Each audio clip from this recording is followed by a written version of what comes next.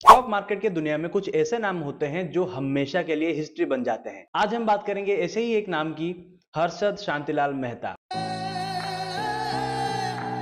जो अपने 2020 के वेब सीरीज में समझ नहीं पाया, आज इस वीडियो में समझोगे। एक आदमी जो मिडिल क्लास फैमिली से आया, जिसका फाइनेंस बैकग्राउंड नहीं था, एक सेल्समैन से लेके दलाल स्ट्रीट का सबसे बड़ा नाम बन गया। मीडिया ने उन्हें Amitabh Bachchan of stock market भी कहा। लोगों ने उन्हें भगवान की तरह पूजा और वही लोग आगे चलकर स्कैमर भी बोलने लगे। 1992 का स्कैम सिर्फ एक इंसान का स्कैंडल नहीं था, ये एक ऐसी घटना थी जिसने पूरा इंडियन स्टॉक मार्केट और बैंकिंग सिस्टम को हिला के रख दिया। आज का वीडियो 100% फैक्ट ड्रिवन होगा। हर्षद मेहता के अर्ली लाइफ से लेकर उनके राइज, उनके स्कैम्स के टेक्निकल डिटेल्स, उनके डाउनफॉल्स और उनके कहानी से निकलने वाले लेसन्स सब कवर करेंगे। नमस्कार, मेरा नाम है सुभाषिष और मैं एक रिसर्च एनालिस्ट हूँ, सेबी रजिस्टर्ड। वीडियो को लाइक करके जरूर शेयर कर देना और लास्ट पॉइंट के लेसन को वैलिडेट करने के लिए, मोरल्स को समझने के लिए वीडियो को एंड तक देखना। तो पेटीकोट बांध लीजिए और चलिए शुरू करते हैं।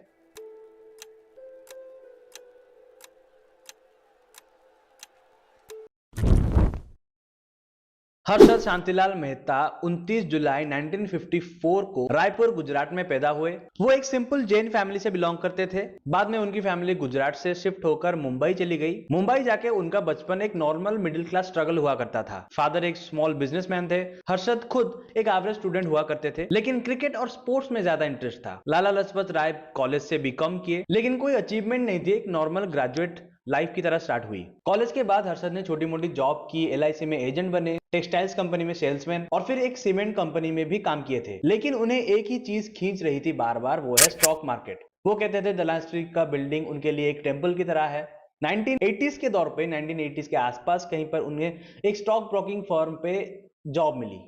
Initially as a jobber, floor पे ऑर्डर एग्जीक्यूट करना, ब्रोकर्स के लिए काम करना, और फिर धीरे धीरे आगे चल के उनको ये समझ में आया कि सिर्फ ऑर्डर लेने से पैसा नहीं बनता है। पैसा बनता है अगर आप समझ जाओ कि बड़े प्लेयर कैसे खेलते हैं। 1980s के एंड तक हर्षद मेहता ने अपना खुद का brokerage firm Gromore research and asset management company शुरू कर दिए थे।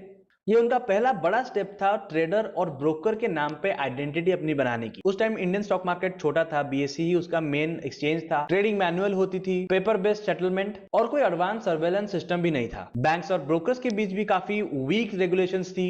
फिर आगे चल के हर्षद ने एक लूप होल आइडेंटिफाई किया बैंकिंग सिस्टम में। उसने देखा कि बैंक्स शॉर्ट टर्म लिक्विडिटी के लिए एक इंस्ट्रूमेंट यूज करती है, आरएफ, मतलब रेडी फॉरवर्ड डील। ये एक शॉर्ट टर्म लोन है जिसमें बैंक्स दूसरे बैंक्स को गवर्नमेंट सिक्योरिटीज के बदले पैसा देते हैं। ये सिक्योर्ड लेंडिंग होती है, लेकिन इसमें ब्रोकर की एंट्री अलाउ नहीं थी, सिर्फ फैसिलिटेशन तक। हर्षद ने ब्रोकर के रूप में आके बैंक्स के पैसे और सिक्योरिटीज के फ्लो को मैनिपुलेट करना स्टार्ट किया। नॉर्मली जब एक बैंक सिक्योरिटीज सेल करता है और डिलीवरी नहीं कर पाता, तो एक टेम्पररी डॉक्यूमेंट इशू होता है, बीआर, मतलब बैंक रिसिप्ट। ये एक प्रॉमिस होता है कि सिक्योरिटीज बाद में डिलीवर करेंगे। यहां शुरू हुआ रियल गेम। हर्षा ने फेक बीआरस को मिसयूज करके पैसा मार्केट में डाइवर्ट करना शुरू कर दिया। हर्षद के पास अचानक से 100 करोड़ आ गए जो उसने इन्वेस्ट किए थे स्टॉक मार्केट में। वो एक पर्टिकुलर स्टॉक को आइडेंटिफाई करता है, उसमें हेवी बाइंग करता है और उसका प्राइस रॉकेट की तरह ऊपर जाता है। मीडिया और रिटेल इन्वेस्टर्स देख के कॉपी करने लगे। फॉर एग्जांपल, एबीसी स्टॉक को हर्षद मेहता ने बाय करके उसको 200 से 9000 तक पहुंचा दिया, जो कि उस वक्त पूरा अनइमेजिनेबल था। एक ही स्टॉक की वजह से सेंसेक्स डेली ऊपर चढ़ता था और 90s के शुरुआत में ही हर्षद को द बिग बुल का टाइटल मिला। और ये काफी इंटरेस्टिंग फैक्ट है, हर्षद मेहता ने अप्रैल 1992 में सेंसेक्स को अपने हाईएस्ट पॉइंट पे ले गए थे, जो कि अराउंड 400 समथिंग के आसपास चला गया था। मीडिया ने उन्हें मार्केट का सुपरस्टार बना दिया। उनकी फोटो मैगजीन कवर्स पे थी। उन्हें Amitabh Bachchan of stock market बोला गया। हर्षद ओपनली फ्लोएंट करता था अपना वेल्थ। मुंबई के वर्ली में 15,000 स्क्वायर फीट का penthouse plus terrace garden with swimming pool, luxury cars including Toyota Lexus, जो उस टाइम इंडिया में काफी रेयर थी। और ये सारी चीजें मिडिल क्लास इन्वेस्टर्स को काफी अट्रैक्ट करता था। लोग ये सोचते थे कि हर्षद को फॉलो करके वो सब भी करोड़पति बन जाएंगे, लेकिन फैक्ट ये है कि उसका success mainly banking loop holes और लेवरेज के वजह से था, ना कि स्टॉक पिकिंग जीनियस की वजह से। हर्षद का बबल अप्रैल 1992 को बस्ट हुआ। टाइम्स ऑफ इंडिया के जर्नलिस्ट सुचिता दलाल ने हर्षद मेहता को एक्सपोज किया कि बैंक्स के पैसे और fake misuse bank receipt use करके मार्केट मैनिपुलेशन किया है। काफी सारे इन्वेस्टिगेशंस हुए। आफ्टरमैथ में ये निकला कि 4000 से 5000 करोड़ का स्कैम हुआ था उस टाइम में, और उसके चलते मार्केट में कुछ ऐसा इंपैक्ट हुआ। जैसे ही एक्सपोज हुआ, इन्वेस्टर्स पैनिक में आ गए। सेंसेक्स अप्रैल के 4467 पॉइंट से नीचे गिर के अगस्त तक 2529 तक आ गया था, मतलब 43% का क्रैश हुआ था। लैक्स ऑफ रिटेल ट्रेडर्स का सेविंग्स वाइप आउट हो गया, और ये 1992 का स्कैम पूरे इंडियन इन्वेस्टर्स के ट्रस्ट को तोड़ दिया। इसी स्कैम्स के कारण ही आगे चल के काफी सारे रेगुलेशंस बिल्ड किया गया, इंडिया के रेगुलेटरी बोर्ड को बनाया गया और बहुत ही स्ट्रिक्ट रखा गया इन्वेस्टर्स को बचाने के लिए। क्योंकि आज के टाइम में भी काफी सारे लोग अपना लाइफस्टाइल, मतलब फेक लाइफस्टाइल दिखा के काफी सारे लोगों को अट्रैक्ट करते हैं, उनसे मनी पूल करते हैं,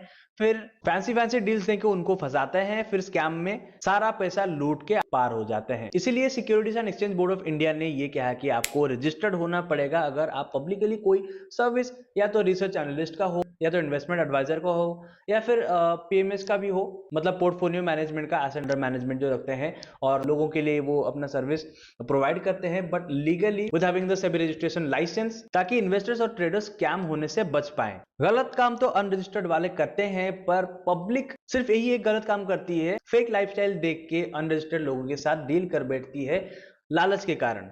आपको हमेशा चेक करना है कि सामने वाला रजिस्टर्ड है या नहीं, वो आपको वो जो सर्विस प्रोवाइड कर रहा है, जो कोई भी हो, स्टॉक मार्केट के रिलेटेड, सिक्योरिटीज मार्केट के रिलेटेड, वो जेन्युइन है या नहीं, आप पहले उसके बारे में पता करोगे, तभी आप स्कैम से ही बच पाओगे।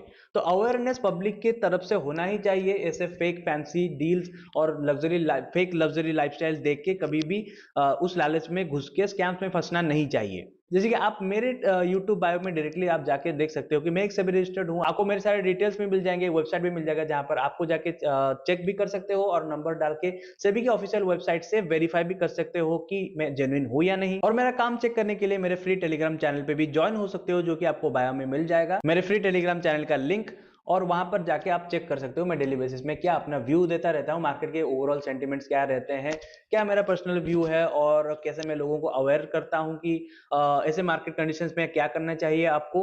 वो सारी चीजें भी आपको जानने के लिए मिल जाएंगी। तो कुल मिलाकर चीज यही है कि कोई भी डील करने से पहले आप खुद से ये सवाल करो कि मैं जिसके साथ में डील कर रहा हूं वो सामने वाला जेन्युइन है या नहीं, लीगली रजिस्टर्ड है या नहीं।